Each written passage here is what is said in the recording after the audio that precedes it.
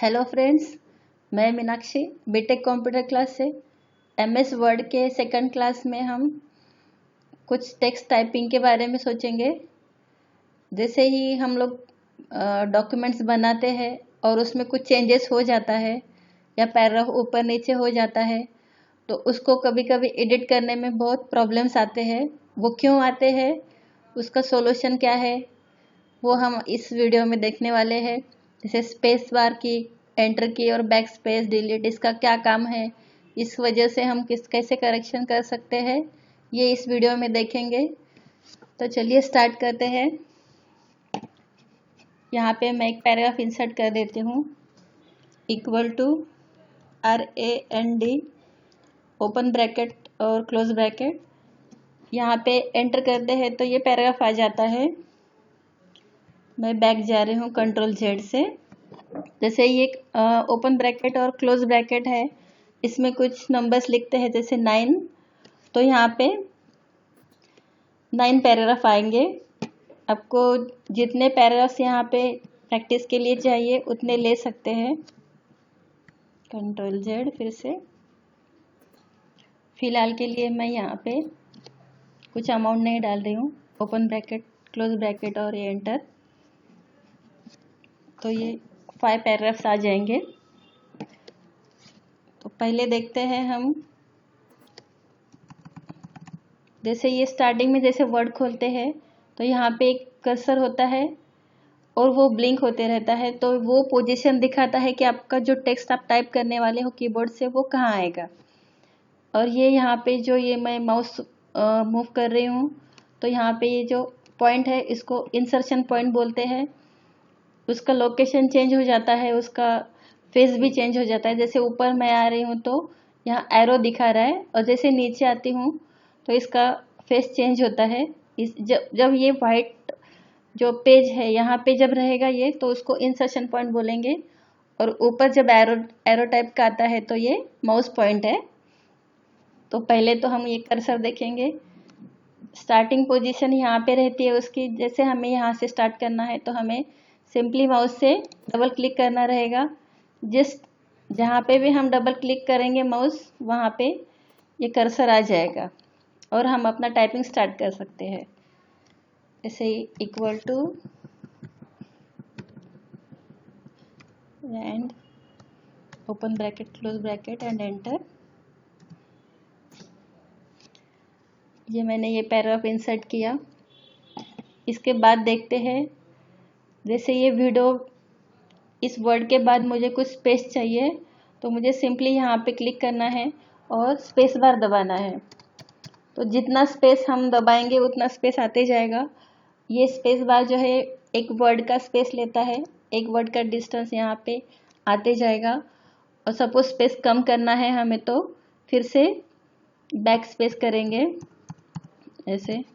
मतलब कहीं पे भी आपको अगर स्पेस चाहिए दो वर्ड्स के बीच में या दो इसके बीच में, तो हम सिंपली स्पेस बार दबाएंगे। और वैसे ही सपोज यहाँ से मुझे ये इस सेंटेंस से मुझे ये जो सेंटेंस है नेक्स्ट लाइन में चाहिए, तो मैं सिंपली इस पर क्लिक करके एंटर करूँगी तो ये ऑटोमेटिक नेक्स्ट लाइन में आएगा।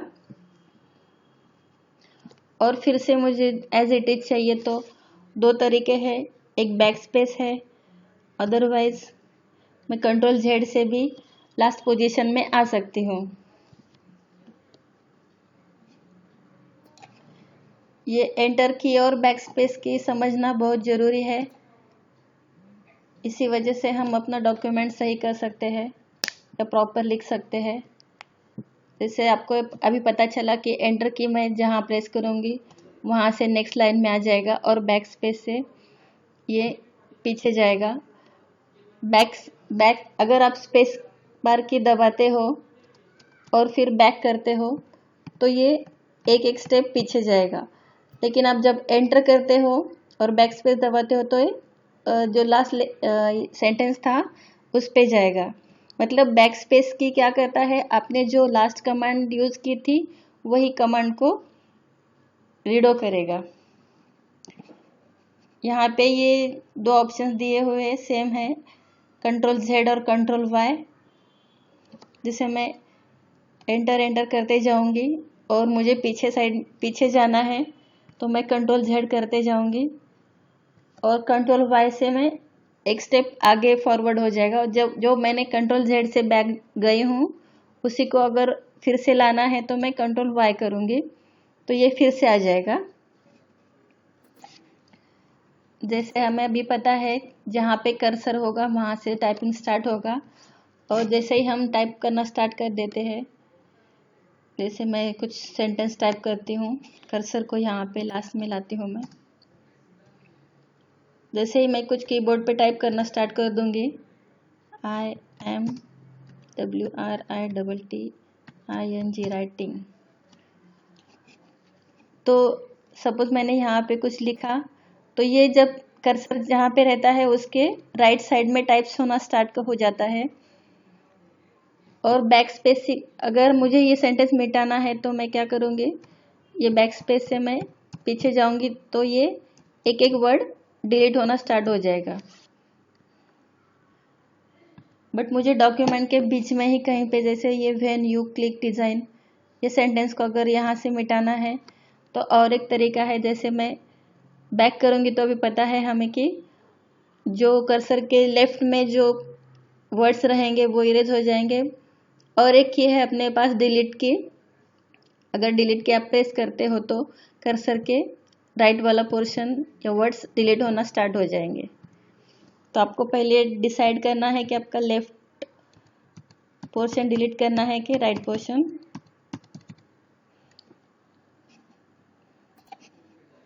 टेक्स्ट एडिटिंग स्टार्ट करने से पहले ये बहुत बेसिक जानकारी है जो सबको होना ज़रूरी है। जैसे कीबोर्ड पे टैब की है, जैसे मुझे यहाँ पे कुछ स्पेस चाहिए तो मैं यहाँ पे टैब अगर करती हूँ तो जैसे स्टार्टिंग में आपको स्पेस मिल जाएगा, ये ऐसे, मतलब बार बार आपको स्पेस बार दबाने की ज़रूरत नहीं पड़ेगी। तो यहाँ पे टैब की से आप ऐसे सेटिंग भी कर सकते हो, जहाँ जहाँ आपको टैब की यूज़ करनी है तो आप ये टैब की से अगले स्टेप तक आप पहुँच सकते हो। वो हम डिटेलिंग में बाद में देखेंगे। जैसे माइक्रोसॉफ्ट वर्ड में हमें वर्ड टेक्स्ट में जो चेंजेस करने हैं तो उसके पहले हमें सिलेक्शन करना ज़रूरी होता है। तो ये सिलेक्शन किस टाइप से होता है मैं आपको बताती हूँ। जैसे ये स्टार्टिंग में मैंने कर्सर को ले आई और जैसे सिंपली माउस ड्रैग करूँगी तो ये आपको ये सिलेक्शन दिखा रहा है। ये उसके बाद ही आप जो ऊपर ऑप्शन दिए हुए हैं वो हम अप्लाई कर सकते हैं। तो सिलेक्शन भी आना ज़रूरी है। जैसे सिंगल वर्ड आपको अगर सिलेक्ट करना है तो यहाँ पे सिंपली डबल क्लिक करना है तो वो वर्ड सिलेक्ट हो जाएगा। और 3 बार अगर क्लिक करते हो तो ये एक पैराग्राफ सिलेक्ट हो जाएगा। और पूरा पेज जितना भी आपने डॉक्यूमेंट लिखा है पूरा सिलेक्ट करना है तो आपको कंट्रोल A से भी सिलेक्ट हो जाएगा। ये कुछ शॉर्टकट कीज है, आपको याद रखना है। जैसे माउस ऑपरेट करने नहीं जम रहा है तो सिंपली सिंगल क्लिक जहाँ से स्टार्ट करना है कर दीजिए और शिफ्ट की और कीबोर्ड पे 4 एरोज है, लेफ्ट राइट अप डाउन। जैसे हमें राइट का पोजीशन सिलेक्ट करना है तो शिफ्ट की दबा के रखना है और ये राइट एरो दबाना है तो ये आप सिलेक्शन कर सकते हैं। या डाउन एरो से अगर करते जाएंगे तो ये एक एक लाइन सिलेक्ट करते जाएगा। ऐसे भी सिलेक्ट कर सकते हो। सिलेक्शन कम करना है तो अप एरो, जैसे यू कैन आल्सो टाइप, यहाँ तक ये नहीं चाहिए तो लेफ्ट एरो से हम उसको कम कर सकते हैं। जो 4 एरो है उससे शिफ्ट दबा के हम सिलेक्शन कर सकते हैं। और ये जो होम टैब है और उसके रिलेटेड जो ऑप्शंस है ये हम नेक्स्ट वीडियो में देखेंगे, क्लास नंबर 3 में देखेंगे। इस वीडियो में इतना ही। ये वीडियो अगर आपको अच्छा लगेगा तो लाइक कीजिए, सब्सक्राइब कीजिए, शेयर कीजिए और कमेंट कीजिए ताकि मुझे पता चले कि उसमें और क्या आपको रिक्वायरमेंट्स है। Thank you.